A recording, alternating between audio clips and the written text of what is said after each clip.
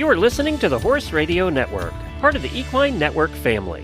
What a beautiful day for horses in the morning. You are listening to the #1 horse podcast in the world. Here's your entertaining look at the horse world and the people in it.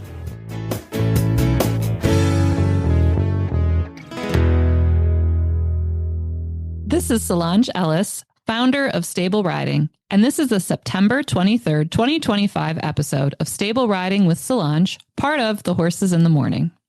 I'm here on the fourth Tuesday of every month to talk to you all about the rider and how we can make ourselves better in the saddle. Today's episode touches on something that's so very common in the horse world: fear and injuries after a fall. So many of us riders at some point have to rehab after a fall physically to get back into the saddle and go back to doing what we love. But we also have to rehab mentally after any kind of confidence losing event, which could be a fall or not. For riders of a certain age, we will all remember the cowboy up, hospital or on mentality of riding instruction.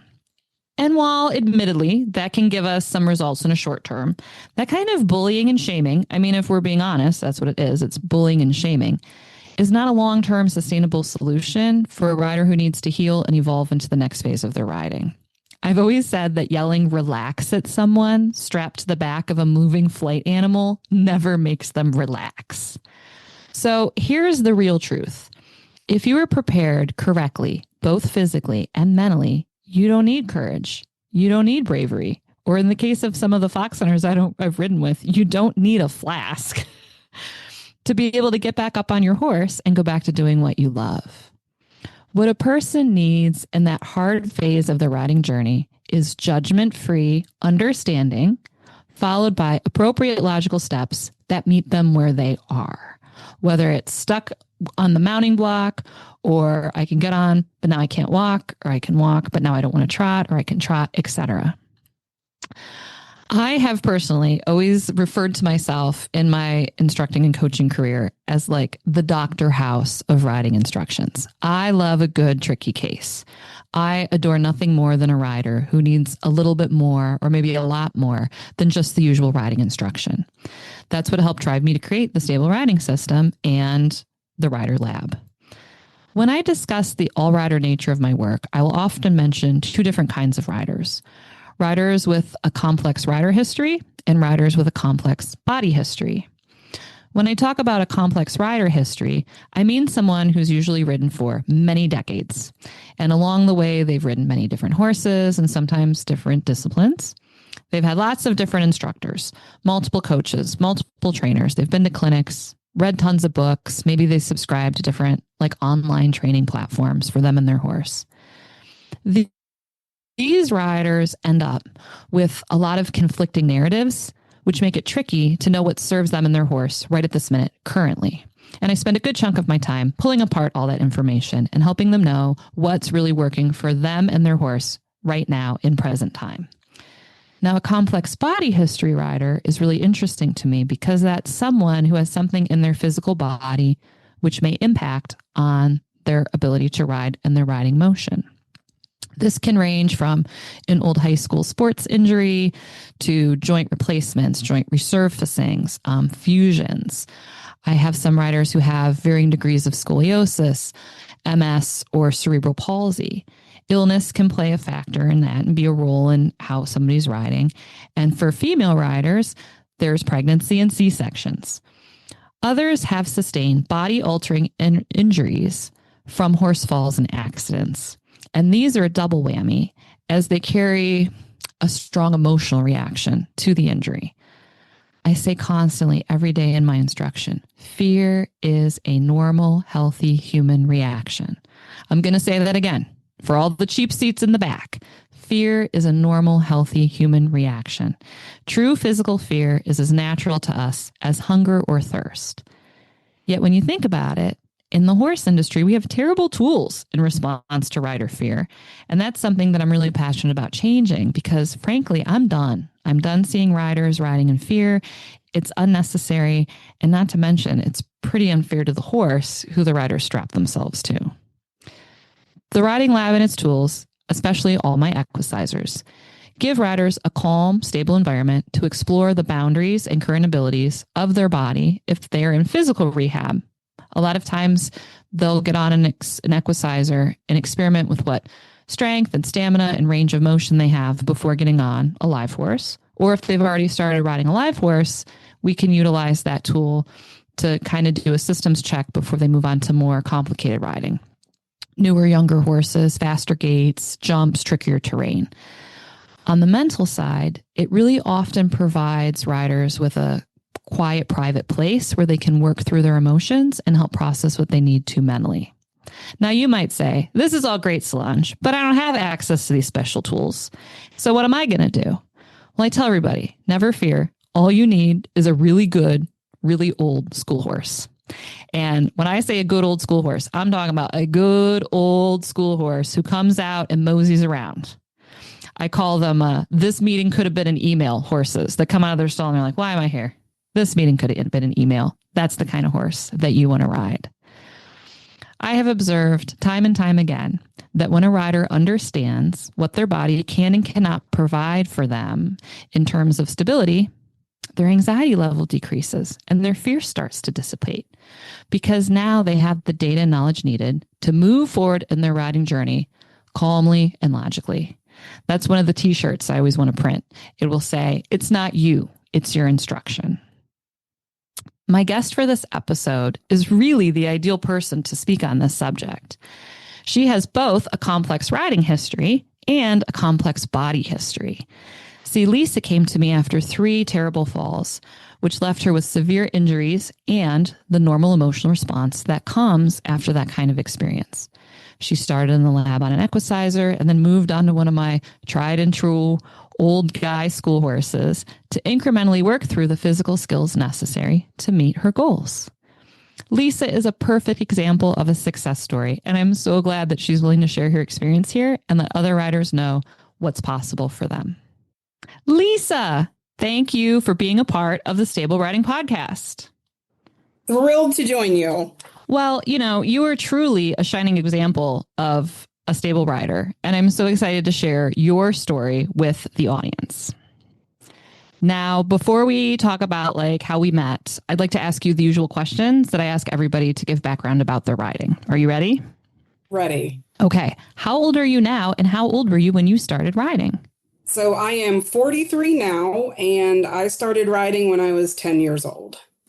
What made you want to learn to ride a horse? Did you always love horses? Did you kind of fall into it? Did you have family who had horses? So I have been a animal lover, of course, my entire life. But my best friend actually started taking riding lessons. Mm-hmm. And that is actually why I started riding. Oh, that's so cute. Does she still ride? Do you know? She does not. Right. She was like, that's enough of that. Yeah. Now, what kind of riding were you doing as a little kid? Did you start English? Did you start Western? I did. So I've always ridden English. Obviously started with the basics. When I started showing, I started doing hunters first. I moved up to jumpers. I started eventing, and now I strictly just do dressage. So I've done a little bit of everything. I feel like that's a real common flow chart, like hunters and then jumpers and then eventing. And then you have to grease your horse's legs with Crisco. And then you're like, how about dressage? Have you noticed that? That seems to be the little flow chart that everybody sort of takes. Yeah. How about we're 43 years old and we don't need that. Now, were you able to ride straight through to adulthood? Or did you have a period where you needed to take a break and then return to it? I've ridden mostly pretty steadily through. I have had some time off here and there for some surgeries that I've had. Mm-hmm. But for the most part, ridden straight through. That's really wonderful. Yeah. So you can really safely say riding's been a very big part of your life for 30 years. Oh, yes. Absolutely. Now, we met in my booth at Equine Fair in last year. So it'd be 2024 is when we met. Mm-hmm. And your fabulous friend, Crystal, pulled you over into my booth. Huge shout out to Crystal. If she's listening, she's great. And she brought you over because you had experienced some falls and injuries prior to us meeting. Do you feel comfortable telling the audience about the falls you had and the injuries that came from those falls? Sure. Yep. So I was working with a young horse. He was 5 at the time, I think. And just out, I broke him. He had never been ridden. He had hardly ever been handled. So we were out riding, and I was in my dressage saddle. Probably wasn't the best thing I should have been in riding him. But he did buck me off the first time. And I ended up breaking 9 ribs and 11 vertebrae. That is so many ribs and so many vertebrae. Yeah. It was one vertebrae short of breaking my entire thoracic spine. So the second time he dumped me, I tore my meniscus in my left knee. And the third time he dumped me, and the last time, I broke 4 more ribs. Yeah. Did you have any surgeries? Did you have like knee or back surgery from these I did not. There was nothing really surgically they could do. The knee, I've just been, keeping up with my physical therapy at home. So it's pretty steady. I deal with so many riders, and I meet so many riders in my business that come to me because they've had a fall and they need to do like some of the physical rehab and some of the mental rehab. And would you say that in your experience, the mental rehab was harder than the physical rehab, the same, equal to? Because sometimes I find that the emotional part is sometimes more difficult than the physical healing.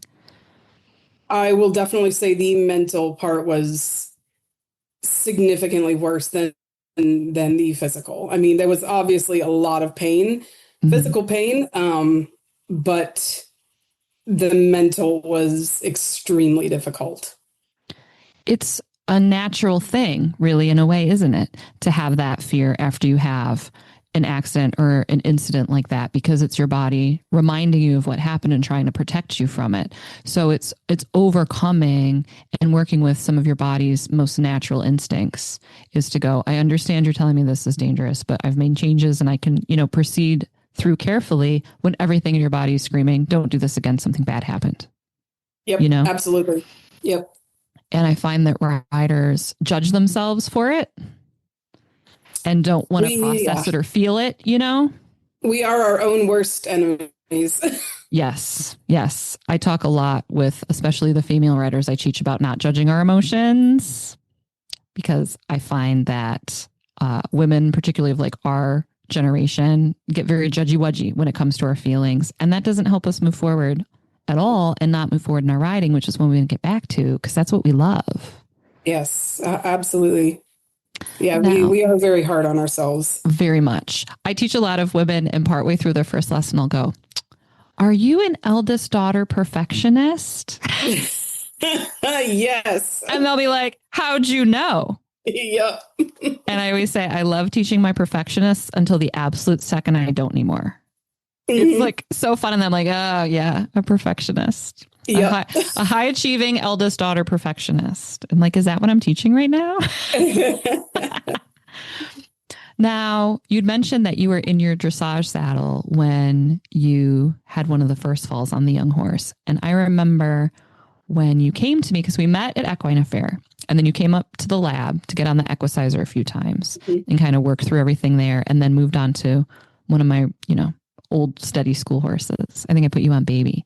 But I feel like I put you in a Western saddle when you first came up to me.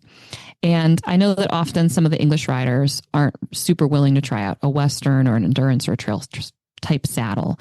And one of the things that I'd like to try and eliminate is some of that association, like social clique association that people have with tack, and instead encourage them to view it as just a tool that might perform a different but equally valuable task. And you're now back to successfully riding, and you're back in your dressage saddle. Can you talk a little bit about, do you feel as though what you learned in the Western saddle, you were able to translate into the dressage saddle? For sure. So the Western saddle, what I discovered with my saddle, it wasn't going to work for what I needed to do. The Western saddle was kind of a security blanket for me at first. Mm-hmm. It helped me feel a little bit more secure in my position. And I actually now own a Western saddle. Mm-hmm. Mm-hmm. So I bought a new dressage saddle and I bought a Western saddle. And I am a traditionalist when it comes to dressage. Right. My white saddle pad, my everything is traditional. Oh, and yeah. after riding in the Western saddle, there are times where my horse is fantastic, but if he's feeling a little frisky or if I haven't been on him in a couple weeks, I will get on him in that Western saddle. Yeah.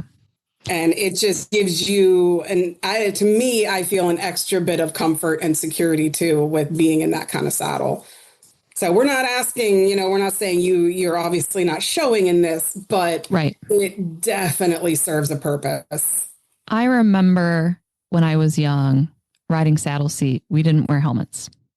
Mm-hmm. That's how old I am. And then helmets came in and then everybody started wearing them. And there was kind of a break over point in my riding where if I didn't put my helmet on, I felt weird about it. Like I couldn't ride fully because I was concerned that I didn't have, I guess, this layer of protection. And I teach so many riders now who wear safety vests, either when they're out or when they're jumping or when they're trail riding or every ride. And I think for them, it's that same. I feel more free to move forward in this interaction, having this other layer of protection, this safety vest. Yes. And to allow yourself access to more supportive tack, to be like, I'm going to have a grab strap. I'm going to put my Western saddle on. I'm going to choose, different stirrups. It's making a wise decision to help stack the odds in your favor.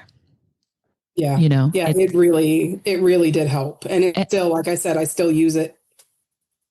It's like lunging your horse sometimes before you're like, I'm going to pop on the lunge slide. Let's just see how it is. And Yep. I was on trail recently with one of my longest running students. I've been teaching her if I've been married 15 years, I've been teaching her at least 17 years. And we were talking about riding now. She's in her late 30s. I just turned 40. And that we don't make like crazy decisions. I had a friend who called it lowercase extreme. Like we wouldn't do extreme stuff, but like not really that extreme. Yeah. Like we want to have fun, but we want to have like ER room fun. Yes. Oh, I look at some of the fences that I used to jump and I'm like, no, thank you. Right. It's just not as appealing as it was. It's not. You're allowed to evolve in your riding, but also some of the decisions where we go, I'm going to choose to not jump that, or I'm going to choose the safety vest, or I'm going to lunge him first, or I'm going to make this decision. To me, that's not being a wuss. To me, that's making a logical decision. Absolutely. I mean, for the first couple of weeks when I actually started riding my new horse, I wore my air vest. Mm-hmm. So, Yep. Yeah, I think that we should normalize and applaud good decision making, right? Mm-hmm. Make good decisions. I had a barn rat, like a teenage girl that, I taught to ride that worked at my barn. And she had a very dry wit and was very, very intelligent. And she was probably 17, 18. She was driving and she would kind of mind the newer generation of barn rats that were like 12, 13, 14. And she's like, I'm constantly putting up one hand and going, stop. And then I put up my other hand and I go, make good decisions. And she's like, I need winter gloves that just say stop and make good decisions on them. I like that. Her name is Hannah. Shout out, Hannah. I'll text you and let you know I mentioned you in the pod. I'll be like, remember your stop, make good decision gloves? Nice. But I like that. That's what allows us to keep doing what we love for as long as we want, because we're not just, crashing all the time. Exactly. And I mean, there's no problem in I see people showing in them, that are eventing. I've seen dressage riders wearing them. Yeah. I think that anything that's safety related should be normalized and accepted. But even, all the fox hunts here in the US are now, you need actual helmets. Like it used to be, you just need a hunt cap, but you could have a hunt cap, but it needed a harness. And now they're like, no, you really need a helmet. But even when I was in Ireland right before COVID, and these are like 5-foot stone walls, people still have just the little velvet hat on. And I'm like, no way. No, because that first fall that I had off of my horse, I cracked my helmet. Yes, I'm pro helmet. Yes. I wear a helmet. My students wear helmets. If you're at my facility, you need to wear a helmet. But I do clinic places and I travel places where there are riders that don't wear helmets. And they look at me and they go, is it okay if I don't wear a helmet? And I go, you're an adult. It's your choice. But if I get on your horse, can I wear my helmet? And they're like, sure. Mm-hmm. And I'm like, that everybody agrees. Yeah. Yep. Then everyone agrees. But yeah, it's really interesting how the safety equipment has changed and how much more accessible and affordable the air vests are. Yes. Yeah. It had to use it once and it deployed. Mm-hmm. When they were new, one of the masters at the hunt that I was hunting at got it, and he kept getting off to like get gates and forgetting to unplug it. Oh no. And it would inflate, and then the noise would scare his horse, and his horse would run away. Oh, geez. And then you have to replace the canister. And find your horse. Yeah. But, you go your whole life without having to clip in and clip out. And now you have to. And, it was funny for a season. I mean, to us. It was funny to us. Yeah, I don't know how that poor guy felt about it. We took bets to see how many times I would actually do that. I didn't do it. But I was certain that I was definitely going to get off and the vest would go. Well, I tell people just put like neon pink tape on it or something in the beginning. So it's like really, you're like, what's that? And I was like, oh, I gotta. So on to a happier note. You have a fabulous new horse who has, I think, the coolest last name of any horse I've ever seen. Can you tell us his name, his breed, his age, his details? We want to know all about the new man in your life. So his name is, his registered name is Victor T. Carson. God, isn't that just so great? It comes in handy when you need to bust out the full name. Oh, yeah. He's only 5.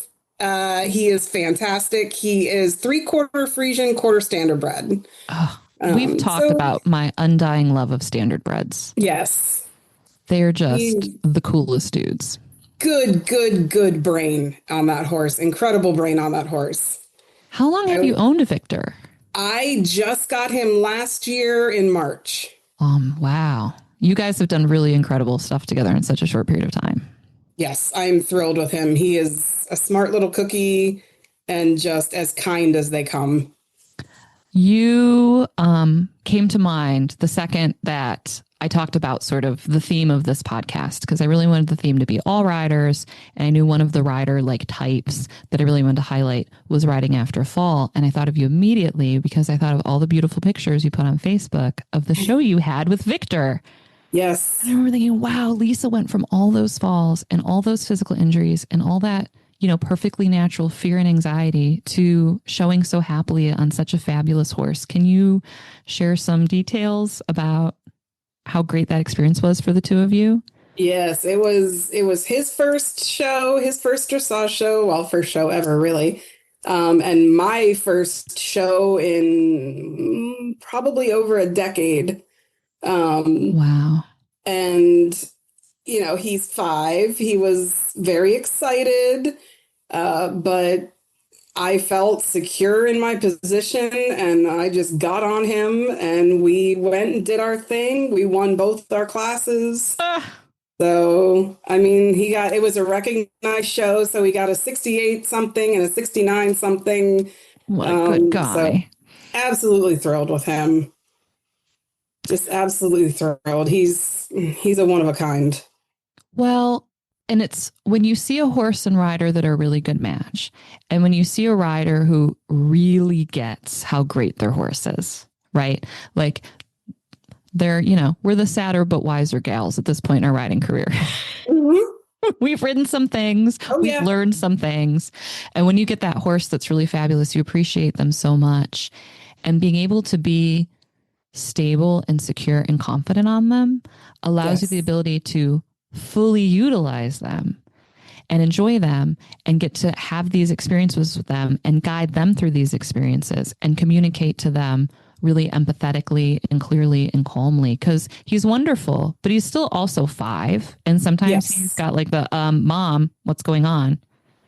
Right. At that age, you could really feel him. He was looking for me to say, it's okay. We're fine. You're going to be okay. Mm-hmm. And I had the wherewithal to be able to do that again.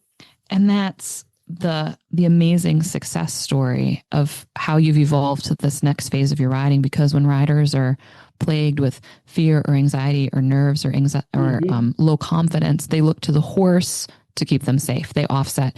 The horse has to be perfect so that I'm safe, or the environment has to be perfect so that I'm safe. So, it can't be windy, or the shavings truck can't come, or don't pull out the hose, or don't lunge that young horse, or I can't do it while the farrier truck's here. And it causes you to be like, you get funneled into this innocent bystander role where you feel like everything's just happening to you and you have no control or agency over it. And it's unpleasant for the rider. They can't, you're not having fun when you're caught in that loop, but also you're not providing the guidance for your horse and putting an unfair burden on them. So what I love to hear is how you really understand and acknowledge that you were at a place in your riding where you were able to be the mom to him, be the one who's in charge, the calm one, the one who's been to a show before. Just stick with me, buddy. I'll show you the ropes. It'll be fine. And that gave him such a positive experience with you that you've created this positive behavior loop that now the next time you take him somewhere, he'll go, oh, well, mom will tell me. Yep. I went literally from having panic attacks, trying to get on. Yeah. To being his rock. Yes. Oh God, I got chills. Isn't that just the most incredible sentence? It is. Yeah. It's an incredible feeling. Do you feel like there was a point in this progression, in this riding journey post-fall that led you to this incredible place that you're at now? Do you feel like there was one thing, or you really had like that aha light bulb moment where you were able to make a change and realize this was something that you could do and come back from? So there was a specific instance that immediately comes to mind. I was out, my horses are boarded at my house. My arena's at my house, so it's right here. Yeah. I was out in my arena and I was riding Victor, and he is 5. He's 5. He's young. He did a pretty significant spook at something. And I remember processing it almost in slow motion. Oh, yes. Where I just told myself, position. Mm-hmm. And I immediately said, you're fine. Mm-hmm. You're okay. Mm-hmm. And it was after all that, it was like, I didn't die. I didn't fall. I felt secure. And I honestly laughed at his spook. And it was like, I can do this. Yes. I just did it. This is doable. Mm-hmm. And it was like, yep. And I hear this, that often it's the first time they spook, or the one time they tripped, or the one time they bucked, like they move out from under you that time that catches you by surprise. You don't have time to anticipate it because it's so unexpected and sudden. And it occurs to you, and you realize in that moment that you've achieved unconscious competence. Yes. Right. And you know it's coming, and your body falls into place and puts you skeletally in a position that's stable for you. And then you get on the other side of it, and the laughing, it's like, it's an elation. It's like, oh my God, I did it. Yes, absolutely. Yeah. I mean, my prior to working with you, I would have curled up in a ball and panicked. Yeah.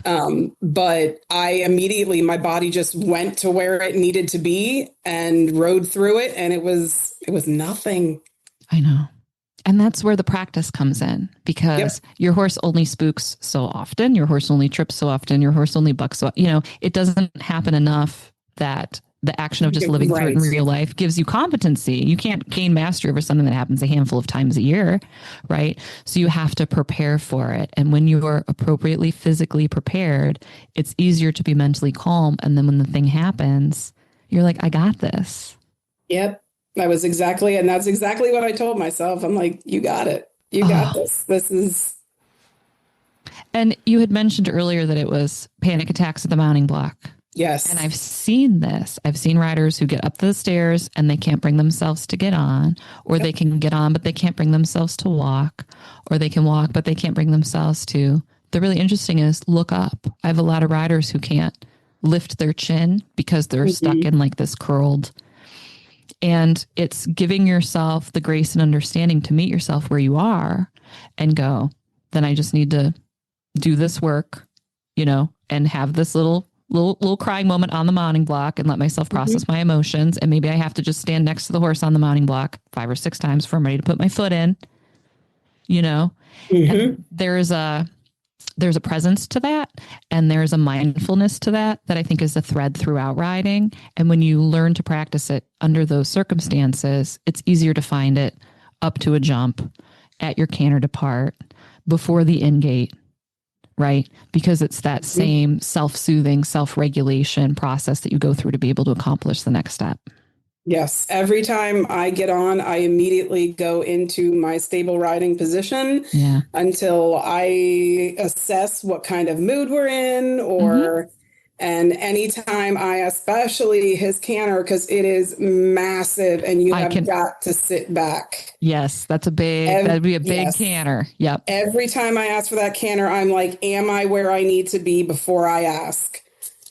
Which just sounds like good logical thinking, really. It doesn't sound defensive. It sounds appropriate. No, it's like not at all. Pre-flight checklist. Right? It is, yeah. Am I where I need to be? Because it helps him. It supports him by me being where I should be. Correct. Which at 5 is handy because he's still a growing, learning dude. Yes. Yep. Okay. One last question. I think that statistically, there's probably a good chance that there's a rider who's listening to this right now who might be dealing with the same evolution or journey in their riding. They might also be having some physical rehab or some mental rehab from like a fall or a confidence losing event. Knowing what you know now, is there anything that you would say to a rider who's in that phase of their riding journey, who's coming back from a fall and is dealing with that kind of rehab? So if you are like me and you know that you are meant to be in the saddle, don't let it stop you. Yeah. Don't let it stop you from doing what you love, from being happy. Yes. Just give yourself grace. It is going to take time, but trust. Trust your body, trust your mind that you can do this. You kind of have to build your own brain back up to let it know this is okay, but keep going, because I can't imagine stopping. Right. So give yourself the pain, give yourself the grace, give yourself some peace of mind, give yourself time, but don't give up. Oh, I love that. That was really beautifully said. Thanks. It's from the heart, honestly. Well, you can always tell when somebody's really genuine and when they really mean it. That translates across all media. You can tell. Oh, man. Thank you so much, Lisa. I can't tell you how much I appreciate this. This was, I think, a really fabulous conversation. I hope it helps any of those riders out there who are feeling the same way. Know that there's hope and there's success. And like you said, give yourself a little grace, give yourself time. But if this is your passion, if what's bringing you joy and you love it, don't let it rob you of it. Know that you can do it. We can do hard things. We can. And we do every day. Do you feel like you could have gotten to the place you're at now in your riding without having had professional help? Like, I know you came to me and that's how we met and that's how you were able to do it. But even if you didn't have me in particular, do you think you could have gone through this physical and mental rehab process and gotten back in the saddle as successfully as you are without having a professional help you? I don't think I would have been able to, because it is knowing that I can be in a position where I am safe that has given me the peace of mind to be able to do it. Had I not learned to be where I need to be, I would have been still curling up in a ball, panicking over everything. It's just the fact that my brain knows that where I need to be safe, and it relies on that. And I don't think I could have done it without it. I find that oftentimes what helps riders through any sort of blip or bump or fall or confidence losing event in their riding is having a professional who they trust look at them and go, you're not unsafe, you're uncomfortable. Because when you're in that, that flight, fight, adrenaline stage where you're like, oh man, what used to read as uncomfortable now reads as unsafe. And then you stop and then you never progress. So having someone that you trust look at you and go, listen to me, you can do this. I'm looking at you with my eyes. You're not unsafe. You're just uncomfortable. Do it again. Go 3 more strides. This is fine. helps you. You need almost like that second layer of logic and reason because your brain is hijacked from your emotional state and you can't make that discernment yourself. And I worked with my therapist on trying to overcome the fear, but it is a completely different perspective to work with someone like yourself that is specifically doing it with the horse. With the horse and rider is very different from, what my therapist can try to help me overcome as far as fear goes. But it was critical to my being able to function again as a rider. What a great conversation with Lisa. She was just, man, what a wonderful story. I'm so glad that she was able to share her success with us and hopefully inspire other riders to seek out the help they need to get back into the saddle. Before we move on to this week's rider tip and homework, I want to just say one more thing about rider fear because it really is that important. We all have to realize that whether we choose to admit it or not, we will all feel fear to some degree at some point in our riding career. What I want to tell everybody, because this is so important, I just really want everybody to listen. I've never met a rider who labels themselves as any of the following words: scared, nervous, anxious, timid, or low confidence, who were totally stable in their tack and on their horse's back. They always, and I do mean always, have large structural position faults that make them unstable. So since they know they're unstable, they're not confident and they're worried. So these riders, these nervous, timid, anxious, low confidence, scared riders, they're not wrong.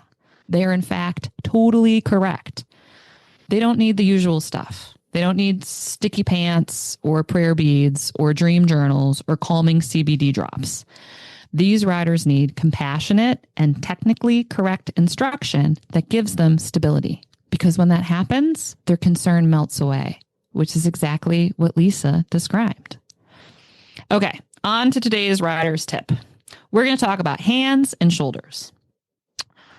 When a rider is not accessing stability in their stirrups or in their seat bones, they look for it elsewhere, and it comes out their hands. And tying back into our fear after fall, nervous rider sort of theme that we have for this episode, anxious riders in particular always have very tight hands and tight arms, which then communicate their emotional state right through the horse, to the horse, right through their reins. And the horse then, of course, gets more worried, and it creates a negative feedback loop that never ends good for anybody. So to figure out how to have the appropriate hand and shoulder structure, we need to think about our bodies, right? How often have you heard hands down immediately followed by shoulders back?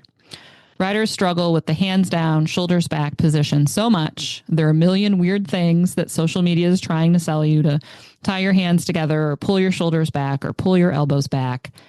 And what normal traditional riding instruction and these tools that you can strap to your body do not take into account is that humans have different length arms.